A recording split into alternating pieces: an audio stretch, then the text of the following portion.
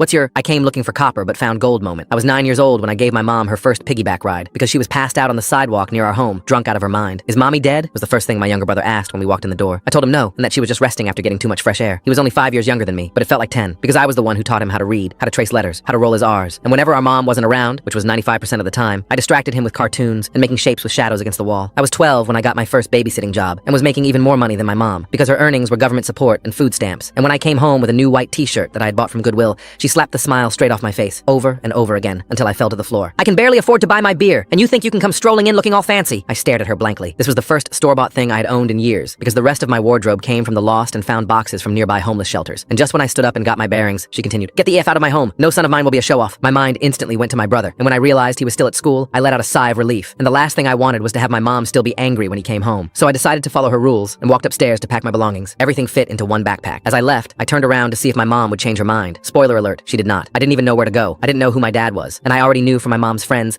that all the local homeless shelters were full. I sort of just walked around for a while and let my feet do the navigating. And when the sky turned dark, I took refuge in my favorite playground, the one I always used to go to with Louie. So there I was, 12 years old, sitting on the swings at 11 p.m. when an adult came up to me. It was a woman with a soft voice. Her face was wrinkly, like she had smiled a lot in her life. "Why don't you go home?" she asked kindly. I looked her right in the eyes and smiled back without saying a word, as if I ever had one. We ended up talking for a while, and I gave her my address. She took my hand and brought me to her car. Turns out, she was a social worker. I thought she would drive me somewhere safe, but instead she drove me back home. When she knocked on the door, Louie answered, and he smiled so brightly it could have lit up the entire street. "Is this your brother?" she asked, her voice completely neutral. But there was a glimmer in her eyes that told me she was paying more attention than she was letting on. That night, I slept hidden under Louis's bed, and when I woke up in the middle of the night, his head was lying on my chest with his tiny arms wrapped around my neck. I stared at his soft face in a deep sleep, the way his lips curled upwards like he was having a good dream. That's when I knew he had to be protected, and I knew how our mom treated us wasn't okay, but I wanted the problem to go away by itself, and one day it did, or more specifically, the next morning, because that's when I heard someone banging on the door. My mom opened it, and I instantly recognized the voice. It was the same woman from the park. I crept down the stairs and saw a police officer standing beside her. He had one of those faces that seemed friendly, but looked like it could turn at any second. Luckily, my mom spotted me instantly and dragged me down the stairs at full force, because that was more than enough evidence for the officer to hold her down, while the social worker brought me and my brother into an emergency foster home. The parents basically treated me as a work slave, but it felt like nirvana, because they were treating Louie like he was one of their own, and that's all I wanted for him. In fact, they loved him so much that they wanted to adopt him, and since Louie told them that being housed with me was a non-negotiable, they took me in too. The process was actually extremely easy. Our mom didn't even fight for us, because the foster family paid her $50 to terminate her parenting rights to us, and she agreed without hesitation. Update: I'm now 17 and have spent my entire life working and studying. I have around $2,000 in my bank account. The family never really warmed up to me, but luckily Louie got the childhood I never had. Everything was going well until 6 months ago. My mom managed to track down what school I was attending, and I saw her waiting outside when school ended. I always figured she'd make her come back in one way or another, so I just asked her what she wanted. "You owe me," she said with a straight face. But I wasn't the same kid she dragged down the stairs anymore. I was almost an adult, so I told her to F off and just walked home. But that evening when Louie came home from soccer practice, he brought a guest. It was our mother. He told me I owed it to her to give her another chance. Full story on channel, link below.